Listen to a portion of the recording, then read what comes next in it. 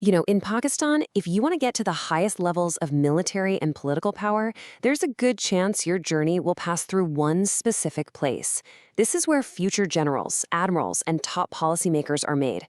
Today, we're going to take a deep dive into the National Defense University, a place that is so much more than just a military academy. Taught man which he knew not. This verse from the Quran is the NDU's motto, and it really tells you everything you need to know about its core philosophy. It's this powerful idea that true strength doesn't just come from military might. It comes from knowledge, from understanding. All right, so here's our game plan. We'll start by getting a handle on why the NDU is considered the absolute top-tier military university in Pakistan. Then, we'll track its story, from a small workhorse to the massive university it is today. We'll even take a look under the hood at its structure before zooming back out to see how it actually shapes national policy and produces some of the most powerful leaders in the country. So, what exactly is the NDU? Well, to put it simply, it's the pinnacle. It's the absolute peak of military and strategic education in Pakistan. This is the institution where the country's most senior military officers and even top civil servants go to get trained for the biggest jobs. Here's a good way to think about it. Imagine you took America's West Point, or Britain's Sandhurst, and you mashed it together with a major policy think tank. That's the NDU. It's got all the prestige and rigor of a world-class military academy, but it's also got the intellectual firepower to actually influence national strategy. It's this unique mix that makes it so incredibly important. But the NDU didn't just appear overnight as this huge powerhouse. Not at all. Its story is really one of evolution, of growing from pretty humble beginnings into the sprawling university it is today. Let's walk through some of the key moments in that journey. It all started way back in 1963 as just an Army workhorse. By 1970, it had grown enough to become its own standalone college. Then in 95, it moved to its permanent campus in Islamabad. But the really big leap, the absolute game changer, was in 2007 when it was officially upgraded to a full-fledged university. That move cemented its role as a major player in both military and academic worlds. Okay, so we've seen where it came from. Now let's pop the hood and see what it's all about today. And to really get what this place stands for, there's no better place to start than its official emblem. The NDU's emblem really says it all, doesn't it? A pen and a sword crossed over each other. It's the perfect symbol of its core philosophy, the fusion of intellectual power and military might. This place isn't just about training soldiers. It's about creating strategic thinkers who can use knowledge just as skillfully as they can use force.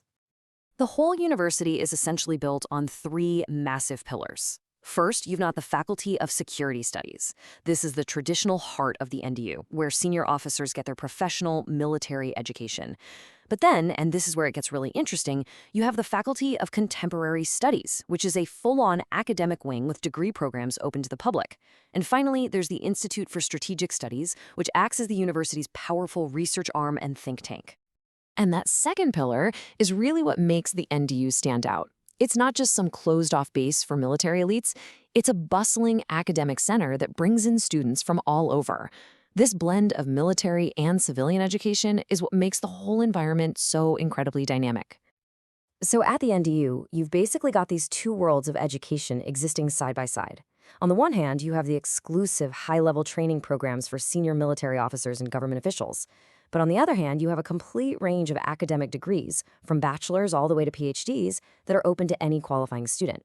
It creates this incredible environment where military and civilian minds can actually meet and learn from each other. And the academic side is seriously diverse. We're talking everything from international relations and peace and conflict studies to economics and public policy. This makes the NDU a huge player in Pakistan's broader academic landscape. It's not just about military tactics, it's about understanding the complex world we live in. But the NDU's influence doesn't stop at the classroom door, not even close.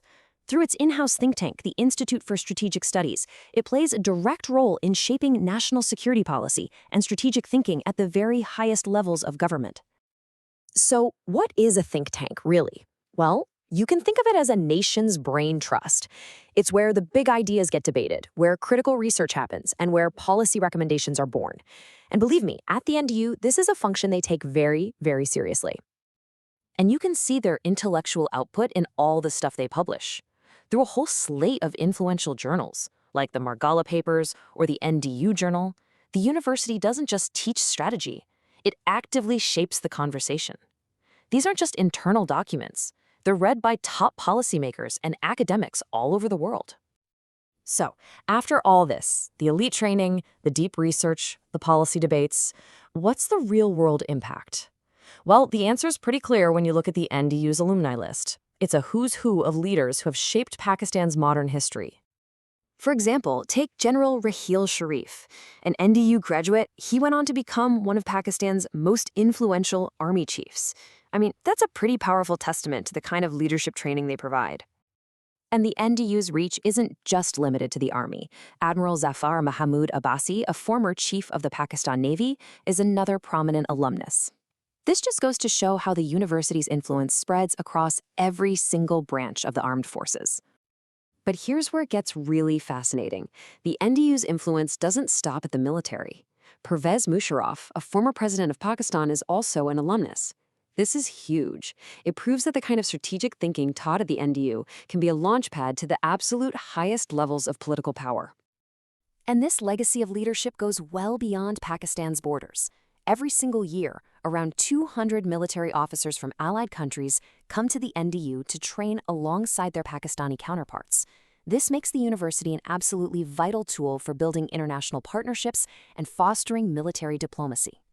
So how does a single institution shape a nation's strategic future? Well, the National Defense University gives us a pretty clear answer. By creating this unique space where soldiers and scholars can learn from each other, where military strategy is sharpened by academic rigor, and where the next generation of leaders is truly forged, the NDU isn't just a university. It's a crucible for a nation's future.